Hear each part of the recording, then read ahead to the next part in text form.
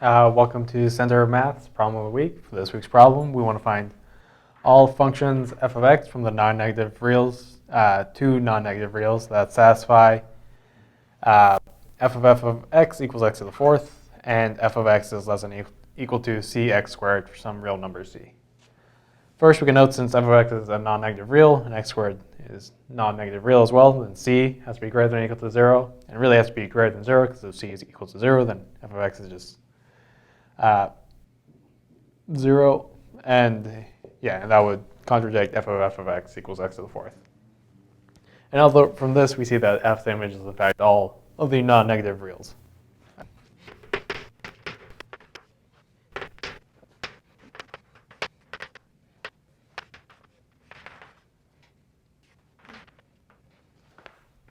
So we're going to show that f of x has to be x squared.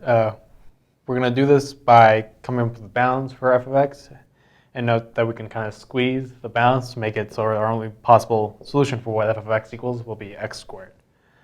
So we have f of x equals x to the fourth. Plugging in x equals, f of x some other number. F of x equals f of x to the fourth. So we're going to use this in our inequality. So saying x equals f of y, we have again f of y less than or equal to c f of y squared. This f of y is just y to the fourth.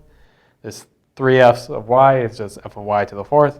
So we have from this f of y to the fourth less than or equal to c y to the eighth, or y is any non-negative real number. Taking the fourth roots, which we can see is some positive number, we have f of y is less than or equal to c to the 1/4 y squared. And this inequality is true for any non-negative real y. So really this is just, so note, y can just be x, and we have our inequality f of x less than or equal to cx squared implies f of x less than or equal to c to the 1/4 x squared. And so this implies we can really take c to the 1/4, 1/4 to the n. We can just keep taking fourth roots of the c constant here. So note, our upper bound really becomes kind of as tight as we want, as close to y squared as we want.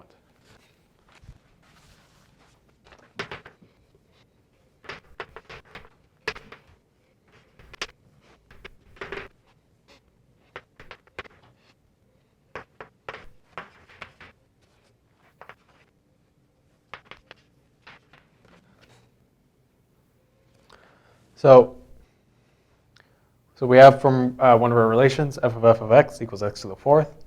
But note we can rearrange this inequality a little bit, divide by x squared, or divide by c. So f of x over c is less than or equal to x squared, which we can keep the same sign. Everything here is positive.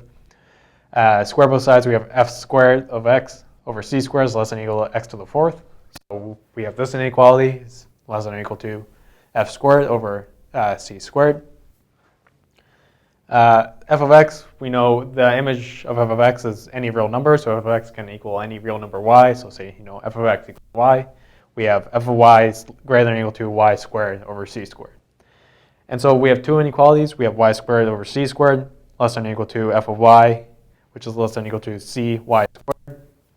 We also have what we established earlier. This inequality is true for c, then it's true for c to the 1/4. And same here, we can just keep substituting c to the 1/4 here. But also note c to the 1/4 n number of times, so c to the 1/4 to the n. As n goes to infinity, this approaches 1. So yeah, c cubed must be greater than or equal to 1 from this inequality. So c is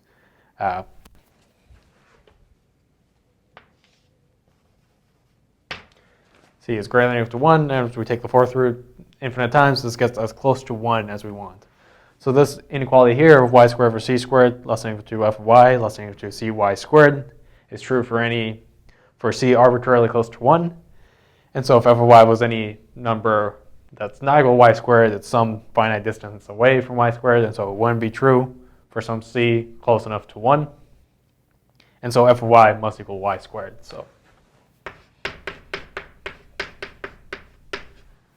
So from this inequality, we see the bounds become as tight as we want, and so we're left with only one solution, f of y equals y squared. Thanks for watching. If you like this video, please check out our blog, check out centerofmath.org, and follow us on Facebook and Twitter. Thank you.